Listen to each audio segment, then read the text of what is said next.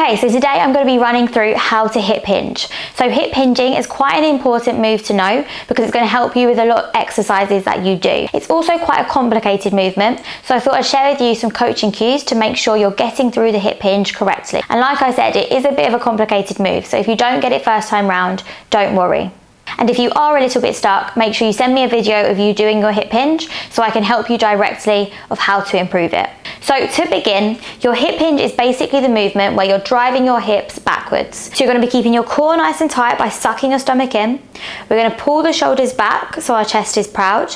And then we're going to be pushing the hips back behind us. Okay, so it looks a little bit like this where we're hinging our hips back. Okay, now, like I said, it is a little bit of a complicated move, so a couple of things to note. The top half of your body, you want to have a nice neutral spine. From the top of your head to the bottom of your spine, you want it to be straight. So when you're doing the exercise, make sure that your eye line stays in line with the rest of your body.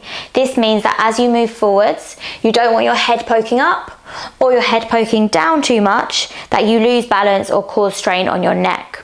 Instead, a really good coaching cue that I like to use is use the skirting board in front of you. That is basically where you want your eye line, and that is going to help you keep the top of your head to the bottom of your spine all in line. Okay, next up we have from your hips downwards. So what we basically want to focus on is having a stretch in your hamstrings. So we're hinging the hips back like so, that we feel that stretch all in the back of the leg. So a couple things to note when you're doing this. Number one, you don't need to be locking the legs out. Okay, if you were to lock the legs out and do the movement like this, you might feel a little bit of strain on the back of your knees. So what you can do instead is just have a little bit of a bend. We're not going to be bending at the knees, but instead we're going to have a little bit of a bend so that when we hip hinge like so, our legs aren't locked out, and you'll notice that you're a lot more flexible and can push your bum back a lot more. And then my other coaching cue is to think of the movement as a backwards and forwards movement instead of an upwards and downwards movement. So rather than thinking the body is going from up to down, instead we're thinking of the hips moving backwards and forwards. Okay, if we can focus on this area here, you're going to hip hinge a lot better. So just imagine your feet are in cement and your feet can't move. We've got a slight bend to the knees and we've got a wall behind us. We're trying to get your bum up on that wall. Okay, so we're going to keep the top half of our body nice and neutral, and then we're going to be pushing the hips backwards to get it up against the wall.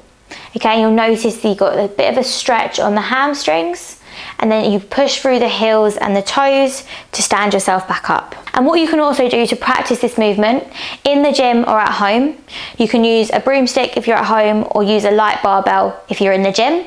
But you're basically focusing on this proportion of the broomstick. You're going to bring it round to your back, holding one hand at the top of your head, one hand at the bottom of your spine. And the aim is to keep your back on the broomstick. So as we hip hinge, we're going to be moving like so, until we get all the way down and then pushing back up like so. So doing this, just make sure that your back stays nice and neutral and that when you're doing the movement, you're not rounding the spine like so. Okay, instead, you're pulling them shoulders back, okay, and hinging at the hips, pushing the bum right back so that your broomstick or your bar has some sort of rest, and then pushing right back up again. So like I said, it is a little bit of a complicated move, so don't worry if you can't get it straight away, but that is basically how you hip hinge.